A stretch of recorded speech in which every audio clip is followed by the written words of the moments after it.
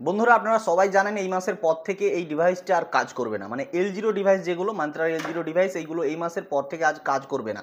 তো এই জন্য আমি 110 যে নিউ মডেলটা ওটা আমি নিয়ে নিয়েছি, খুব কম দামে পেয়েছি, কারণ আমি এটা অনেকদিন আগে থেকে বাই করেছিলাম, তো এই জন্য আমি কম দামে পেয়েছি। এখন এই মুহূর্তে প্রাইস অনেক হাই আছে।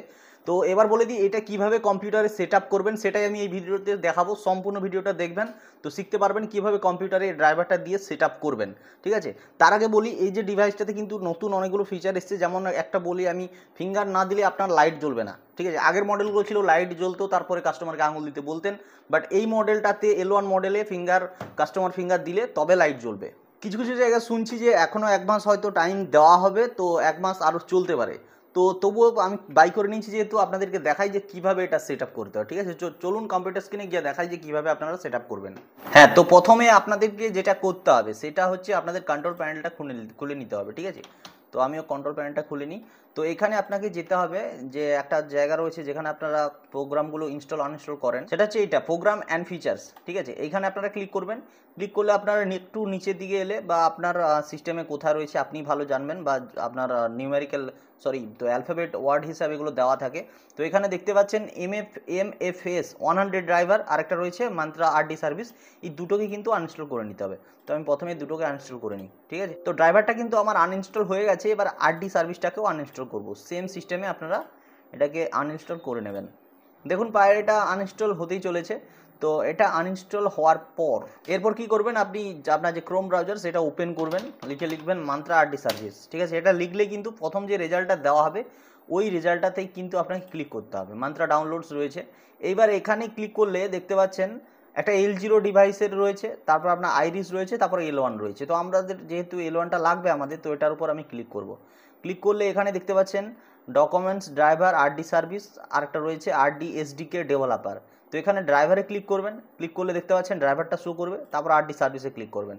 তো প্রথমে আমাদেরকে দুটোই কিন্তু ডাউনলোড করতে হবে, একটা ড্রাইভার, একটা RD সার্ভিস। ঠিক আছে, তো প্রথমে ড্রাইভারটা আমি ডাউনলোড করে নিই। আই এম নট এ রোবটে ক্লিক করবেন, সাবমিট করবেন।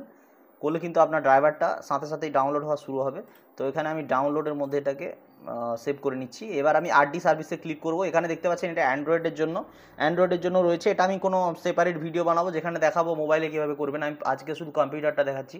কম্পিউটারের জন্য আপনারা এই যেটা রয়েছে এই সফটওয়্যারটাকে আপনারা ডাউনলোড করবেন। ঠিক আছে, I am not A robot করে সাবমিট দিলেই কিন্তু অটোমেটিক একটা ডাউনলোডের জন্য পপ আপ আসবে। তো এখানে দেখতে পাচ্ছেন আমাদের দুটোই কিন্তু প্রায় ডাউনলোড কমপ্লিট হয়ে গেছে। ঠিক আছে, তো এবার আমি দেখাই আমার সিস্টেমের মধ্যে যে দুটো শো করছে। দেখুন, একটা ড্রাইভার আর একটা কিন্তু RD সার্ভিস। বন্ধুরা বলে রাখি, কম্পিউটারে ইনস্টল করার সময় এই দুটো সফটওয়্যারের আপনাদের প্রয়োজন, ড্রাইভারেরও প্রয়োজন, RD সার্ভিসের প্রয়োজন। তো আমি যে কোনো একটা প্রথমে রান করাই, রান অ্যাজ অ্যাডমিনিস্ট্রেটর করব, করে এখানে ইয়েস করব।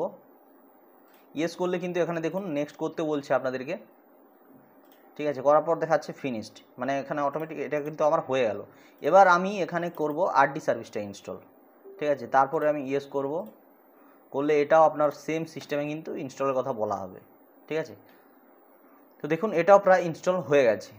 এবার কি করবেন, এবার আপনি আপনার কম্পিউটারে ওই আপনার যে ফিঙ্গারপ্রিন্টটা রয়েছে ডিভাইসটা, নতুন যে ডিভাইসটা রয়েছে ওটাকে আপনি অ্যাটাচ করবেন, পুরোনোটা খুলে দিয়ে।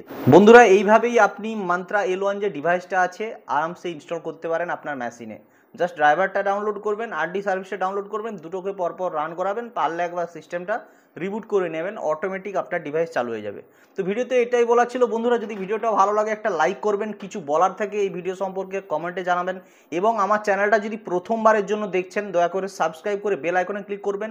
পরবর্তীকালে যখন আমি কোনো ভিডিও বানাবো সবার প্রথম আপনার কাছে নোটিফিকেশান পৌঁছে যাবে।